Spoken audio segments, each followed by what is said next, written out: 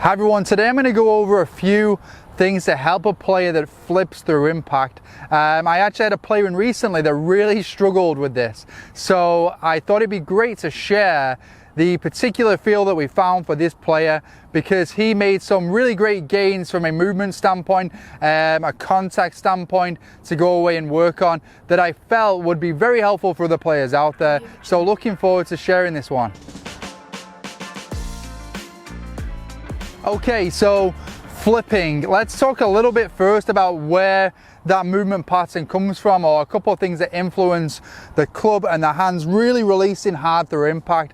And just to keep it as simple as possible, the release of the hands, the clubs through impact typically is going to come from the player really not rotating enough through the shot. So what happens is a player stays fairly square with pelvis and rib cage, and then because there's not enough rotational speed there, the arms, the hand and the club speed up too early. So where I typically go with players is working on speeding up the pelvis from a rotational standpoint, speeding up the rib cage, so that coming into the shot, because we've got these segments moving now, you can see that my arms and the club are no longer releasing too early. So if we can keep everything moving from the bigger segments to after impact to somewhere around here, and we're hitting that slow down phase here with the rib cage, around here you'll start seeing the hands and the club start having that pattern over here that players that struggle with flipping are having right before impact. Okay, so it's encouraging those bigger segments, or creating a scenario where they can keep firing through from a rotational standpoint. So I'm just going to put up an image here of the player that I mentioned in the introduction, and so you can see here how the player really had an excessive amount of release through the shot there, and obviously very difficult to have any kind of consistency with your ball flight with that kind of pattern.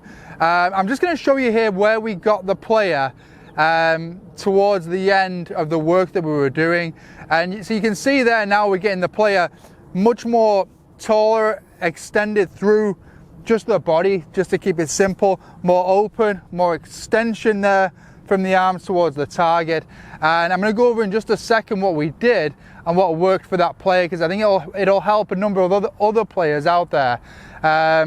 Okay, so it was a trail side focus for this particular player. So the way I go around coaching sessions when people are in person is I coach in a way that the player provides a lot of feedback on an environment that I create for them to find their own wording or their own feel, their own solutions to whatever problem they're choosing to solve. So for this player, we came to a right side focus, or a trail side focus, we'll call it, just to be fair on the lefties out there.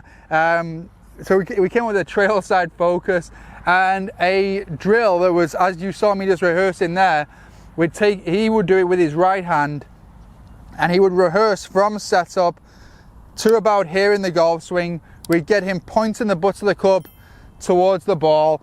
He would then rehearse from there down to about this position here, point the butt of the club at the target, check the face angle, and then from here he would rotate his body and focus on the rotation through the shot and extending towards the target as he got nice and tall and got all his pressure through to his lead side. So from face on here, he's in this position here, butt of the club is pointed at the target, the face is in a nice little turn down angle.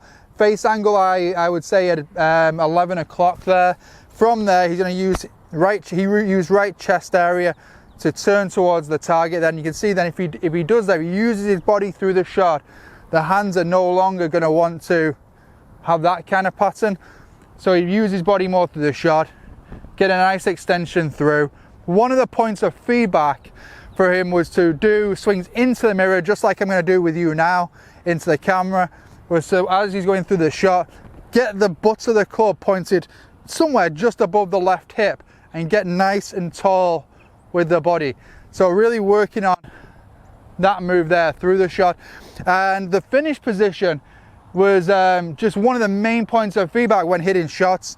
So when we had the player working on this, we were hitting fairly short shots, but you always want a little bit of speed when you're working on impact for full swing, because the speed is what creates that dynamic movement with the body of the pelvis, the rib cage, the hands and arms firing in the right sequence. So you want to have a little bit of speed there as well. So just trying to get lined up here, that flag in the middle, looking back at the camera. So when the player's in there, he would go through his holding the club, right hand only. As you can see, I'm holding it not on the end of the club, because then the face is going to be, the head is going to be quite heavy, it'll be hard to control. So depending if it feels heavy, even on the end of the grip like I am there, you feel free to even grip it. In this position here, it all still works. It would work exactly the same, in the same way the exercise we're going through. So get the feel there with the one hand feel. Focus on being nice and tall, chest at the target. And then from there, we worked into just hitting a few just short ones out there as well. And as I mentioned, we tried to keep a little bit of speed through the shot.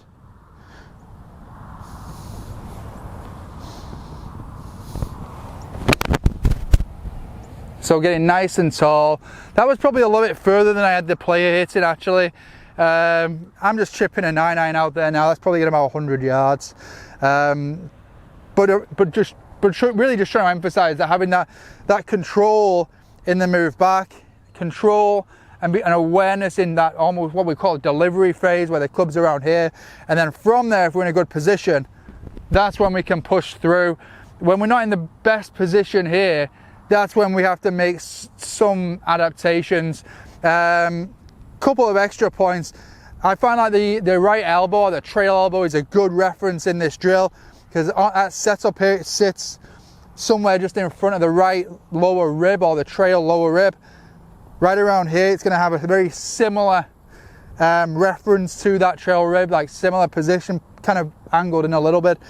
Coming into the shot, it's going to move in front of the rib cage. You're going to have that nice space, and then into the finish, it's going to stay pretty similar as well. So that's an additional one that may help some of you out there as well. But great feel that again, another feel here that you can take onto the golf course.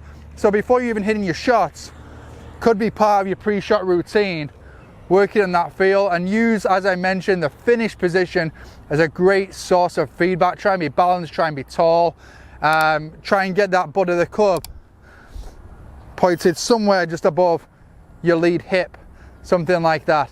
Okay, so work for one player. We saw some really good gains. I hope it helps some more of you out there.